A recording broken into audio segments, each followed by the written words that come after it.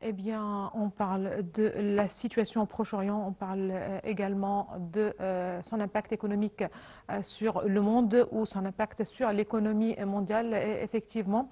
Et justement, pour plus de précision, nous avons le plaisir d'avoir avec nous en ligne, en direct, M. Marc Cherif, qui est chercheur en droit international. M. Marc Cherif, bonjour. Bonjour, je suis Ravi. très ravi d'être ici avec vous. Merci, ravi de vous avoir parmi nous en ligne, en direct, pour parler de cette question, de cette crise qui secoue le Moyen-Orient, mais également le monde entier, au regard certainement de ses répercussions, surtout économiques. Aujourd'hui, on est au 5e jour. Tout d'abord, on a parlé de 4 jours, de quelques jours, une première déclaration de la part du président américain Donald Trump qui a corrigé plutôt cette information en parlant qu'elle peut se poursuivre pendant quelques semaines, 4 voire 5 semaines. Aujourd'hui, c'est le 5e jour. On est où par rapport à cette escalade? Donc, tout d'abord, pour parler de ce qui s'est passé dans les 5 jours passés, depuis le 28 février 2026, il y a un conflit entre l'Iran, les États-Unis et l'Israël d'autre part. Et cet conflit a basculé d'une tension régionale à une crise militaire majeure au Moyen-Orient. Donc, d'une part, la guerre est ouverte avec les États-Unis et l'Israël. Donc, une campagne militaire coordonnée entre les États-Unis et l'Israël a frappé l'Iran depuis le fin de février par des raids aériens massifs qui ont touché les infrastructures militaires et politiques à Téhéran et ailleurs. Mais en réponse, l'Iran a lancé missiles et drones contre l'Israël et des positions américaines et alliées dans plusieurs pays du Moyen-Orient. Bien sûr, ça a des conséquences humaines et civiles. Donc, les bombardements ont causé un nombre important de morts en Iran et dans la région. Très bien. Aussi, ce qui s'est passé, que c'est l'Ayatollah Ali Khamenei, le chef suprême de la République islamique, a été tué dans le frappe. Et tout ce qui s'est passé vont résulter des escalades régionales, car l'Iran affirme avoir attaqué des bases militaires américaines et alliées dans le Golfe. Très bien. Aujourd'hui, sur le plan juridique, et si vous le voulez bien, comment décrivez-vous cette escalade, cette guerre qui a été certainement au départ lancée par Israël et les États-Unis contre l'Iran, et puis certainement il y a eu cette réaction iranienne et les frappes que l'Iran a menées contre des pays du Golfe? Donc, sur le plan juridique international, cette situation peut être analysée à plusieurs niveaux, et ça selon le droit international public. Très bien. Donc, premièrement, l'usage, il y avait une violation directe de la Charte des Nations Unies. Donc, dans son article 2, paragraphe 4, elle interdit à tout État d'utiliser la force contre un autre État, sauf dans deux cas stricts.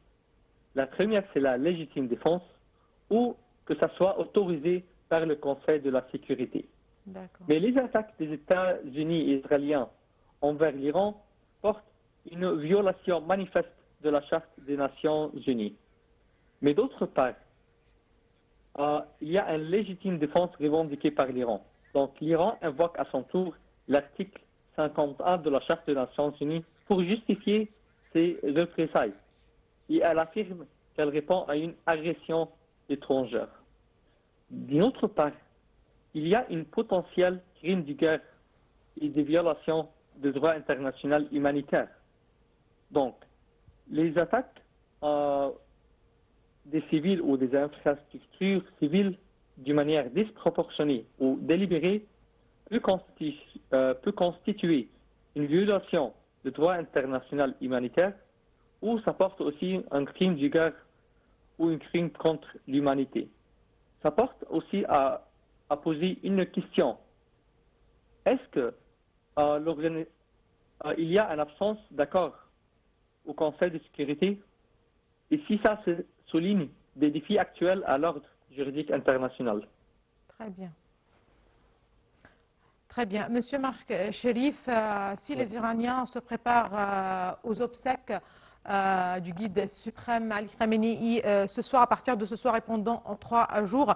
C'est parallèlement le principal conseiller du défunt guide suprême Ali Khamenei qui a déclaré que l'Iran n'a pas l'intention de négocier avec les États-Unis et est prête justement pour une longue guerre. Ce sont les déclarations de Mohammad Bar, le conseiller ou justement principal conseiller de Ali Khamenei. Et ces déclarations interviennent alors comme on vient de le préciser, le président américain Donald Trump a parlé aussi, lui aussi, d'une guerre qui pourrait se poursuivre pendant quelques semaines. Cette réaction, cette déclaration du responsable iranien, à quel point est fiable? C'est-à-dire, est-ce que l'Iran est prête justement, est capable de tenir, de mener la guerre justement pendant longtemps, est prête justement pour une longue guerre comme il a précisé selon vous?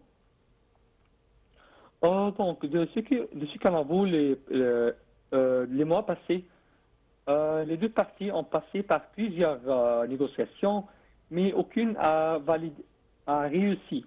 C'est pour cela que les deux parties ont commencé à constituer leurs menaces.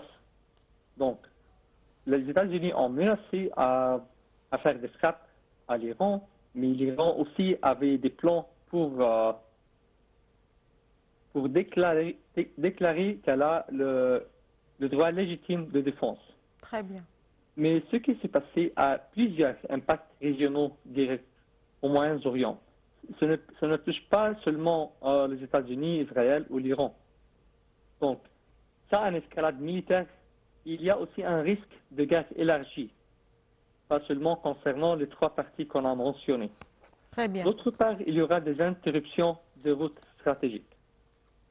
Très bien. Je vous remercie infiniment, Monsieur Marc Chérif. Vous êtes chercheur en droit international. Merci beaucoup.